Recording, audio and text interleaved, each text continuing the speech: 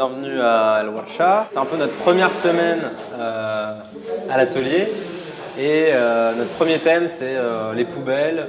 On a construit donc les modèles avec les jeunes du quartier. On avait je sais pas 4, 5, 6 personnes qui venaient, on travaillait sur les différents prototypes, on les a installés dans la rue. Là les gens sont venus nous voir, on se dit ce serait bien de les mettre là, à côté des cafés, il y a plus de monde.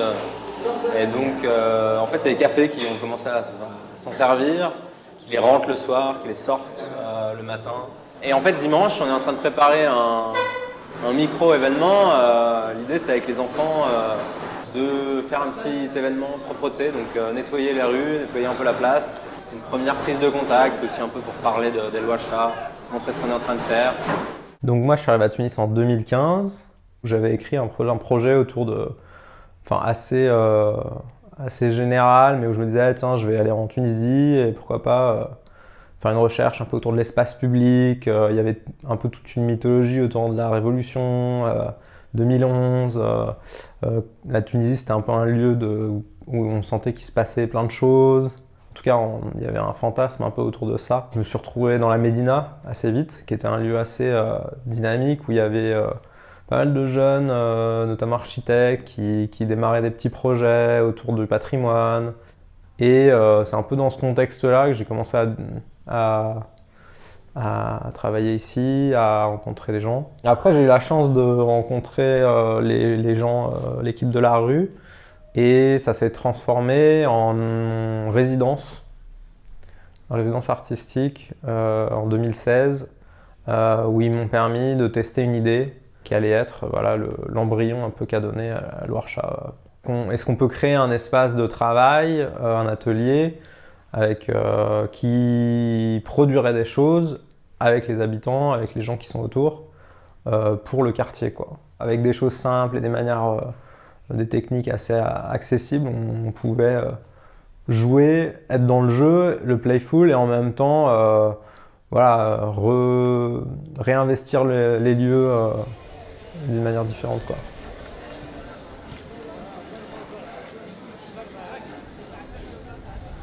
En premier lieu, j'avais pas forcément en tête la Hafsia. La rencontre avec la Hafsia, c'était un peu un hasard. C'était au travers des rencontres que j'ai fait, notamment avec Tarek, puis avec Marwan. Puis surtout le fait qu'il y ait cet espace, cette place qu'il n'y a pas ailleurs dans la Médina, un espace vraiment où il y a une certaine mixité, il y a des cafés, il y a la mosquée. C'est vraiment un espace où il y a beaucoup de croisements.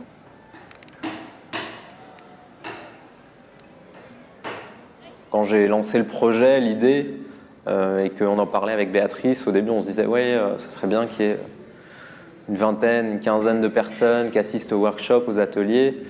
Moi je me disais ça se trouve il n'y aura personne. Et en fin de compte ce qui s'est passé c'est que dès le début on a eu du monde, on a eu beaucoup de monde. Que le moment où on a ouvert les portes ça a un peu fait appel d'air. Comment est-ce qu'on travaille avec des jeunes qui n'ont aucune expérience, aucun savoir-faire? Comment est-ce qu'on développe les étapes de travail pour qu'au final on crée quelque chose? Donc au début c'était quand même assez dirigé, et en fait les jeunes ou les enfants sont venus un petit peu nous aider dans la construction.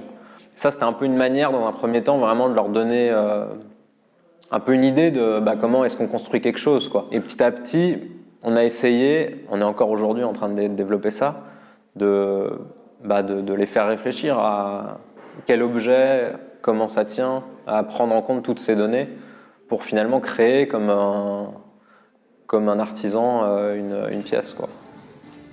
En fait, l'idée, elle est toujours simple. Quand tu dessines 4 traits sur une feuille de papier, ça paraît simple. Mais après, pour que ça tienne debout, là, c'est plus compliqué. Et donc, ça a été un peu ce processus de faire quelque chose, de voir que ça marche pas, que ça tient pas, que ce que tu as dessiné, ça fonctionne pas forcément.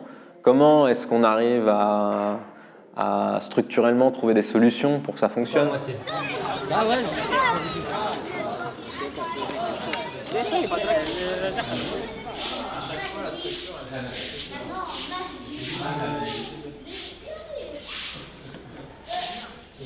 On a travaillé avec Marwan qui est qui est le seul d'entre nous qui vient vraiment du quartier à l'origine. Et donc le jour où il nous a annoncé avec Tarak, voilà, que lui il n'allait pas continuer le projet, que nous on était bien intégrés dans le quartier, que donc voilà, que sa part du travail avait été faite, c'était un moment assez émouvant.